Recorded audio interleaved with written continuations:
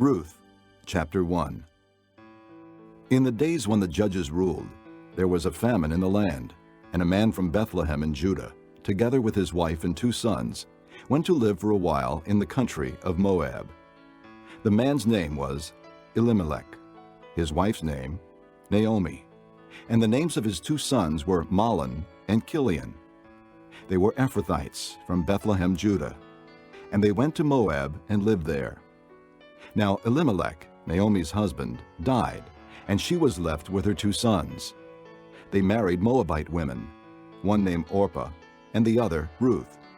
After they had lived there about 10 years, both Mahlon and Chilion also died, and Naomi was left without her 2 sons and her husband.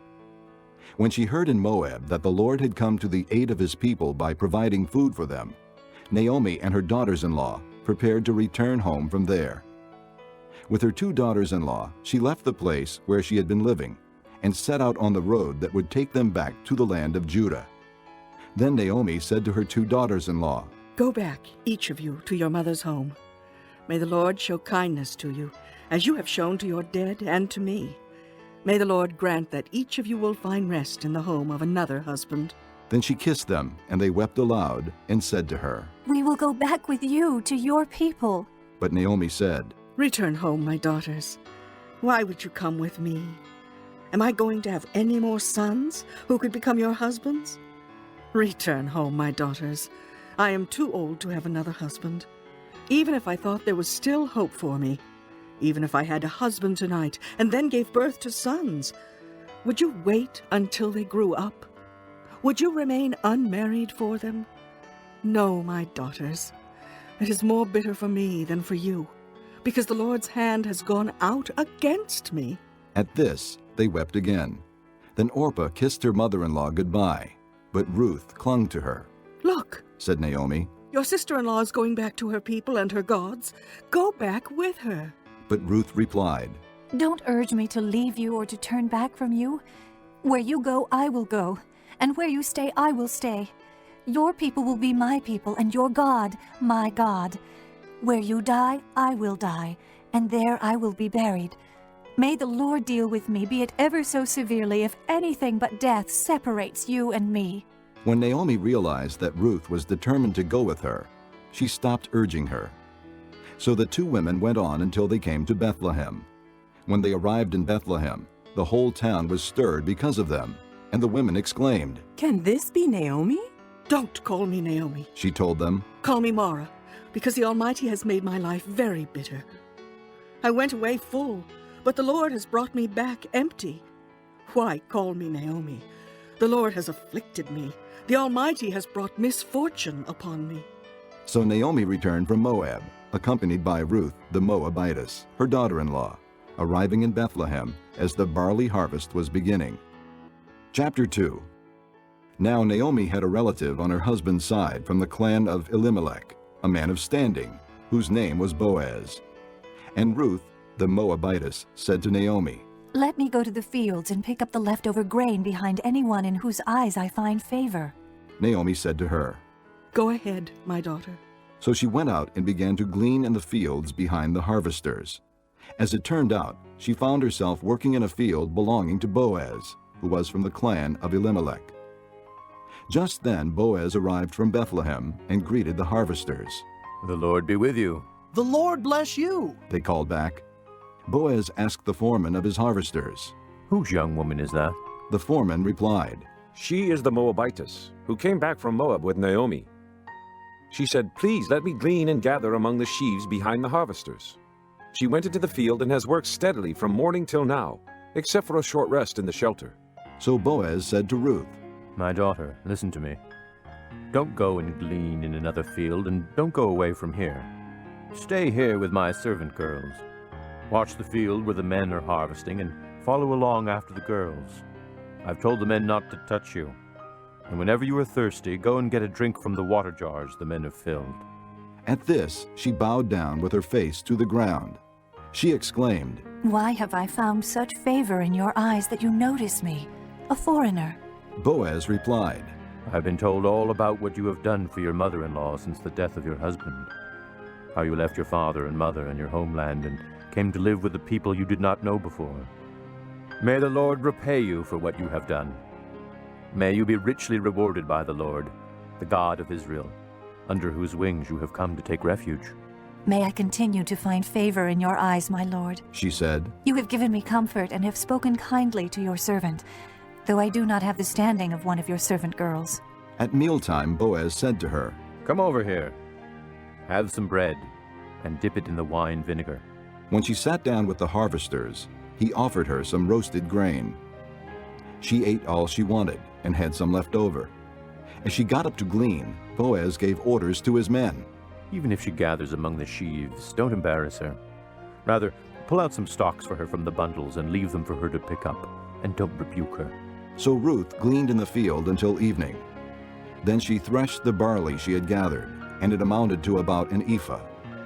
She carried it back to town, and her mother-in-law saw how much she had gathered. Ruth also brought out and gave her what she had left over after she had eaten enough. Her mother-in-law asked her, "Where did you glean today? Where did you work? Blessed be the man who took notice of you." Then Ruth told her mother-in-law about the one at whose place she had been working. The name of the man I worked with today is Boaz. She said. "The Lord bless him. Naomi said to her daughter-in-law. He has not stopped showing his kindness to the living and the dead." She added, That man is our close relative. He is one of our kinsmen redeemers. Then Ruth the Moabitess said, He even said to me, Stay with my workers until they finish harvesting all my grain. Naomi said to Ruth, her daughter-in-law, It will be good for you, my daughter, to go with his girls, because in someone else's field you might be harmed. So Ruth stayed close to the servant girls of Boaz to glean until the barley and wheat harvests were finished. And she lived with her mother-in-law. Chapter 3. One day, Naomi, her mother-in-law, said to her, My daughter, should I not try to find a home for you, where you will be well provided for? Is not Boaz, with whose servant girls you have been, a kinsman of ours? Tonight he will be winnowing barley on the threshing floor. Wash and perfume yourself, and put on your best clothes. Then go down to the threshing floor, but don't let him know you are there until he has finished eating and drinking. When he lies down, note the place where he is lying. Then go and uncover his feet and lie down. He will tell you what to do. I will do whatever you say. Ruth answered. So she went down to the threshing floor and did everything her mother-in-law told her to do. When Boaz had finished eating and drinking and was in good spirits, he went over to lie down at the far end of the grain pile.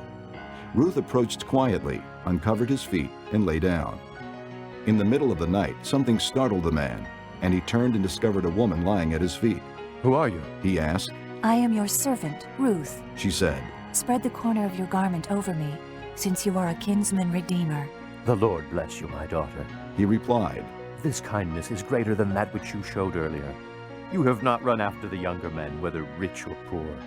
And now, my daughter, don't be afraid. I will do for you all you ask.